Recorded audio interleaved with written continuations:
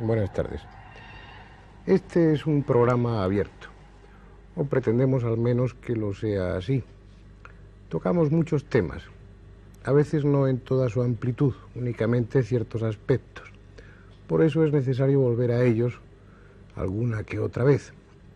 En otras ocasiones son las cartas, el interés por parte de ustedes en que ese tema vuelva a tratarse, lo que hace que volvamos a ocuparnos de él pasado el tiempo. Es lo que ha sucedido hoy.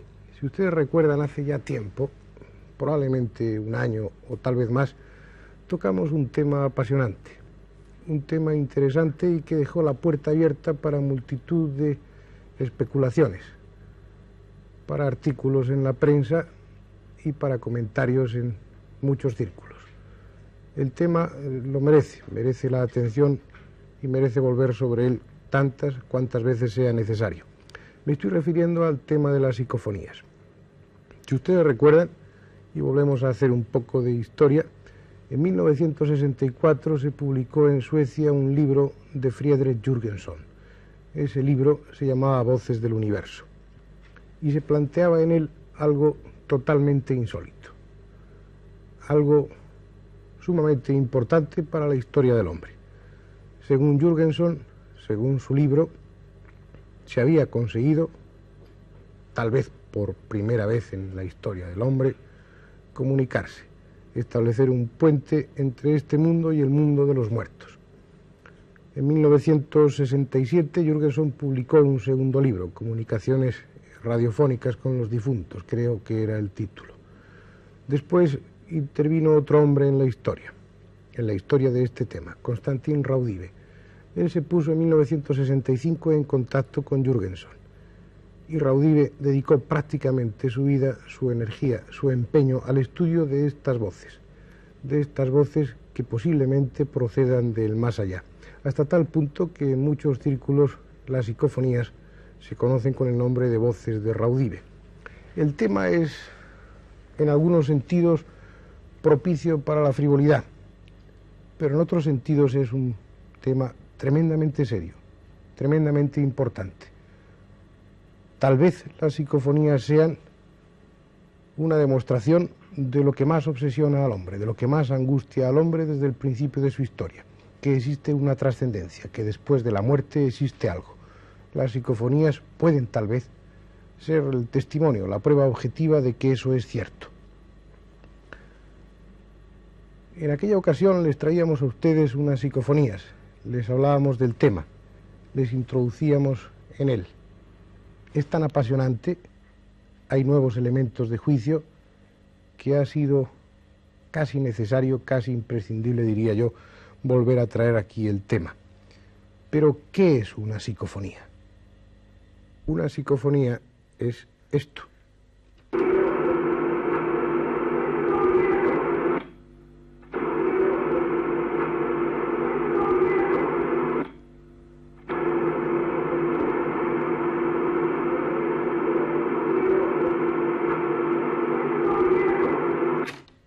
Como ustedes han oído, es una psicofonía dramática. Dice, tengo miedo. Está puesta 3 veces para que ustedes la oyeran mejor y distinguieran perfectamente la frase. Si recuerdan, es una psicofonía que ya utilizamos en otra ocasión. Hemos preferido comenzar con ella para ponerles en situación, para ponerles en ambiente. A Germán de Argumosa no hace falta presentarle. Hablar de psicofonías en este país obliga a hablar de don Germán de Argumosa. La primera vez que se habló de este tema fue en noviembre del año 1971 y fue él quien por primera vez habló de las psicofonías. Es una figura conocida en todos los congresos nacionales e internacionales de parapsicología y además de ser un buen amigo, es un hombre complaciente que no ha tenido inconveniente en venir aquí. Venir aquí para someterse a unas preguntas, para tratar de dar un poco más de luz, y quién mejor que él, sobre este tema tan discutible y tan discutido. Germán de Argumosa, ¿qué es una psicofonía? La psicofonía es un fenómeno que se encuentra dentro del grupo de los que llamamos fenómenos telecinésicos. La psicofonía, como tú has dicho muy bien, Fernando, es un fenómeno extraordinario Un fenómeno que ha llamado la atención de los parapsicólogos de todo el mundo, que a los físicos les interesa extraordinariamente. No olvidemos que se trata de un fenómeno parafísico y que, como dijo el físico Keller, Paul Keller, el descubrimiento de la psicofonía es mucho más importante que todo lo que hemos conseguido en física nuclear. Es un fenómeno que comenzó siendo sumamente discutido, pero sobre el cual hoy no hay la menor duda en cuanto a su realidad. Es un hecho cierto.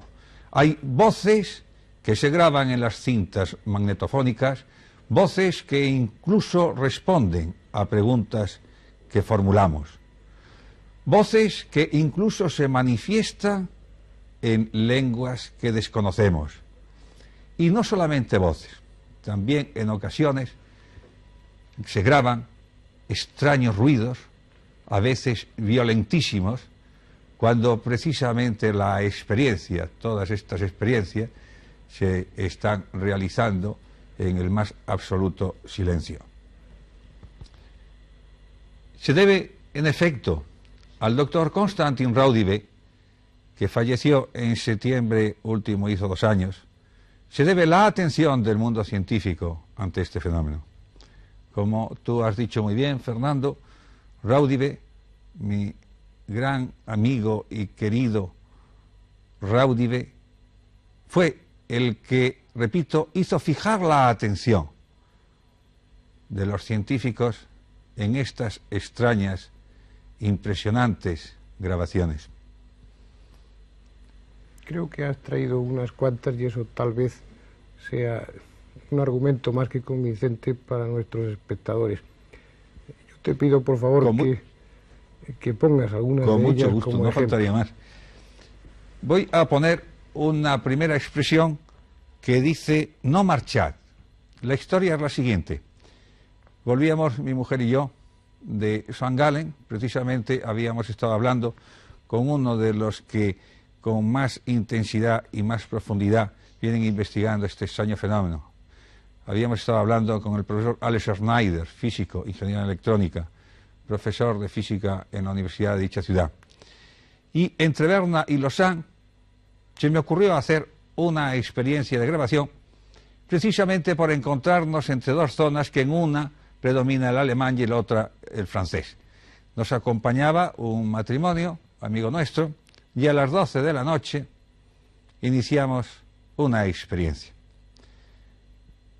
Pero mientras estábamos en ella, mientras la cinta pasaba y esperábamos que se grabara algo, no siempre sucede, por supuesto, la señora que nos acompañaba pensó que tendría que retirarse pronto porque estaba su marido muy cansado. Escuchen ustedes lo que pudimos oír después al rebobinar la cinta. No marchad.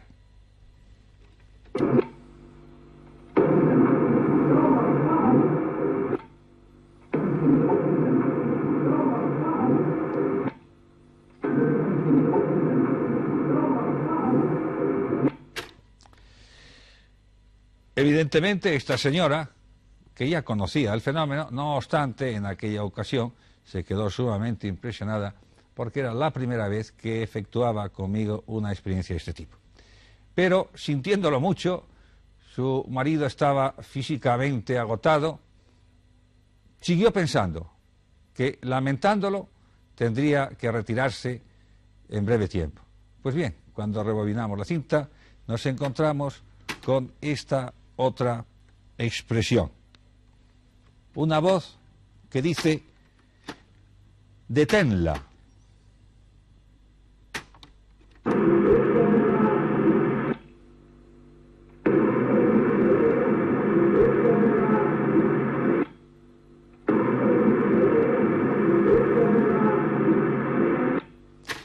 He de subrayar que se trataba de respuestas a contenidos mentales de esta señora. Y por último, podrán oír ustedes una extraña grabación. Extraña grabación porque su contenido es el siguiente. Dios te hace caso.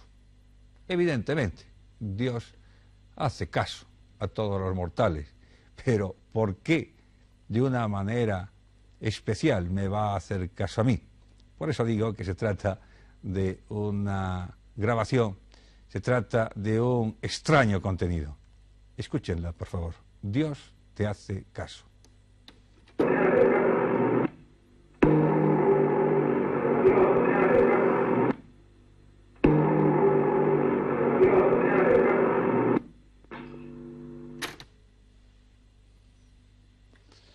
Estas son, Fernando, las 3 grabaciones que he traído, sin contar la primera, cuyo contenido es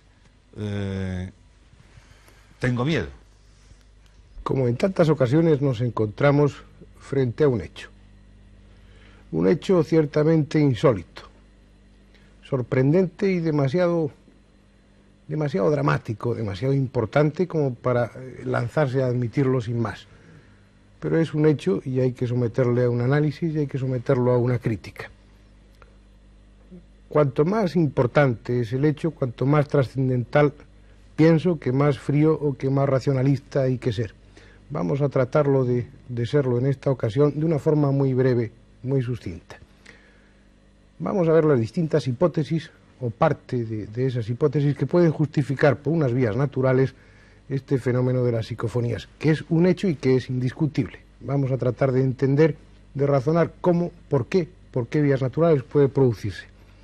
Cuando menos les servirá para, así, en sus futuras experiencias a ustedes, eliminar aquellos factores que no queden suficientemente claros.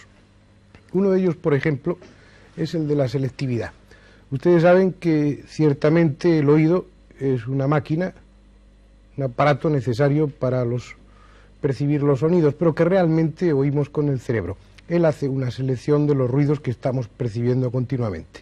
Si ustedes charlan en una voz susurrante en una habitación donde está el sonido de un reloj y al tiempo están llegando desde la calle los sonidos del tráfico, sin embargo ustedes, su cerebro selecciona las palabras de su interlocutor que habla en voz baja y desprecia una serie de sonidos, como el tic-tac del reloj o ese ruido del tráfico que llega atenuado desde la calle.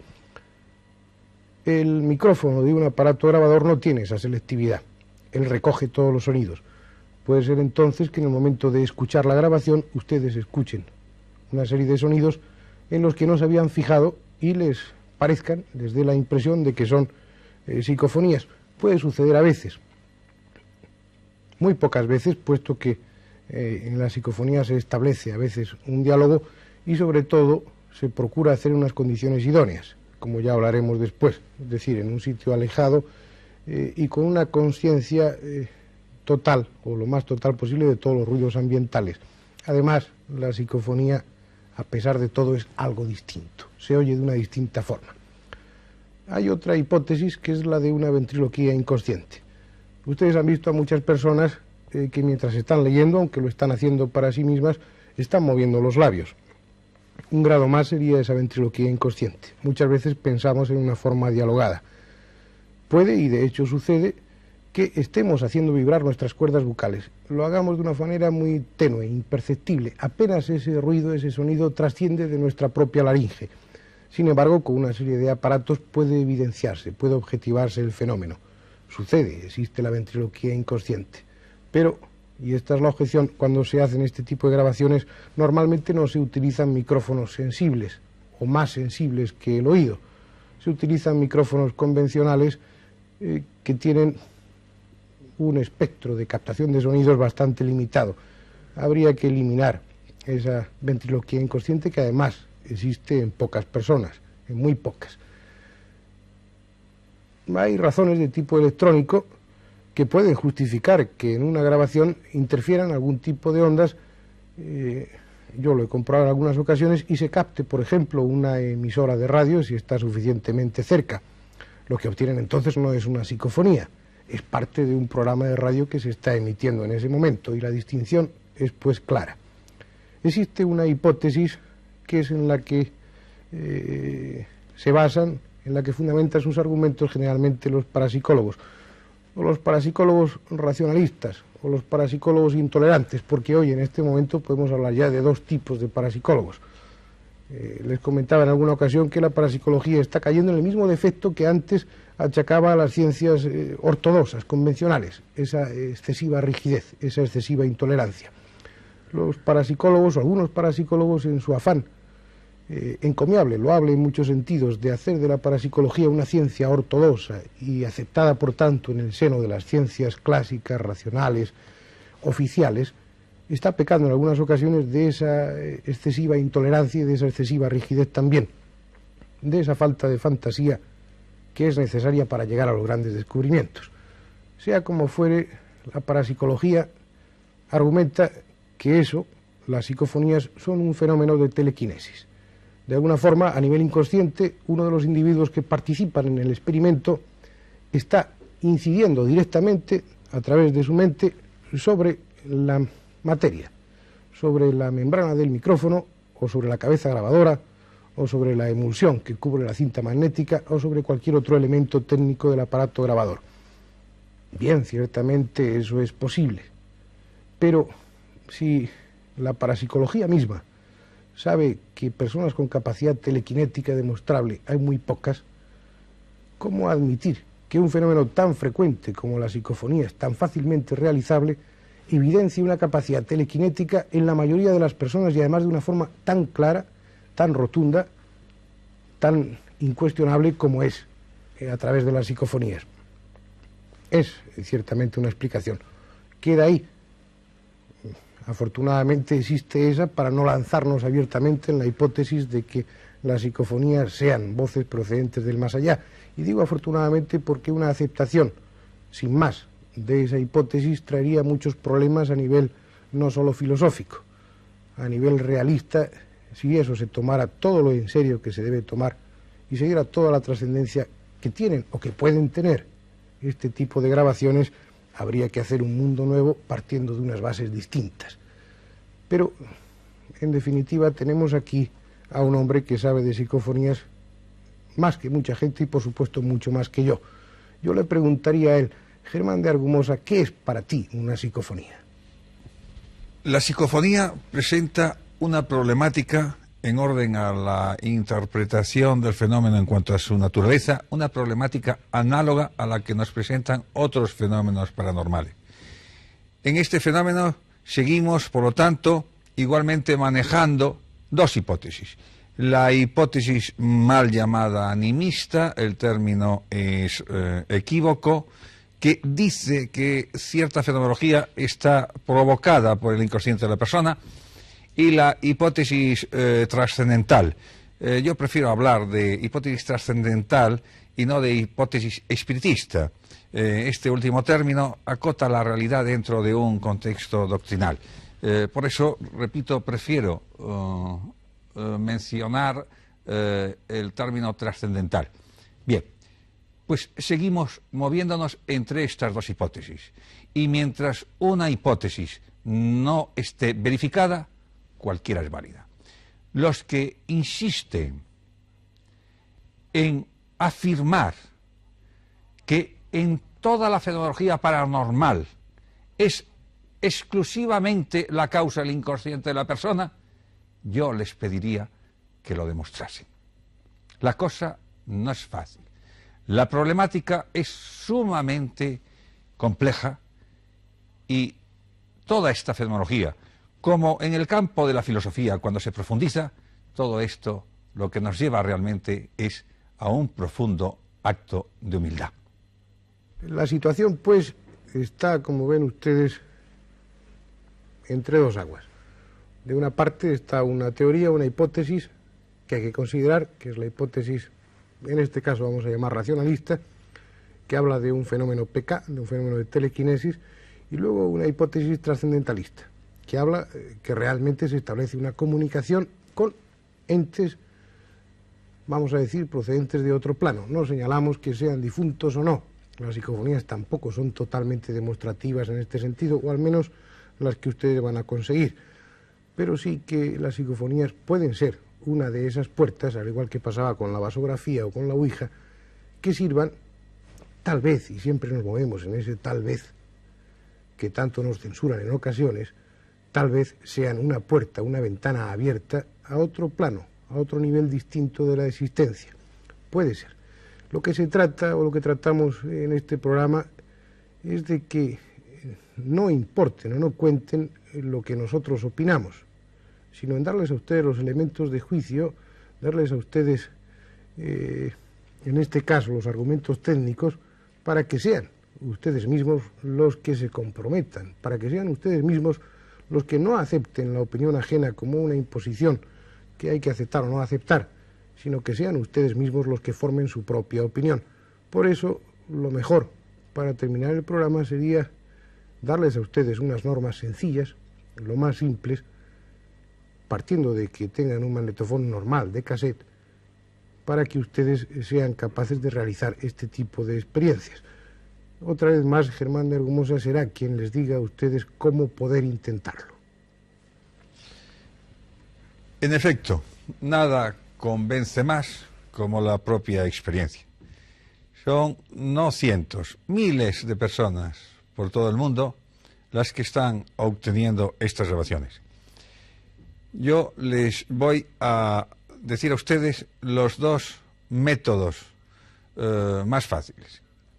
A través del micrófono, colocando el micro lo más alejado posible del aparato para que no recoja el ruido del motor, y el micrófono sobre algo mullido para que no capte vibraciones que puedan confundir después.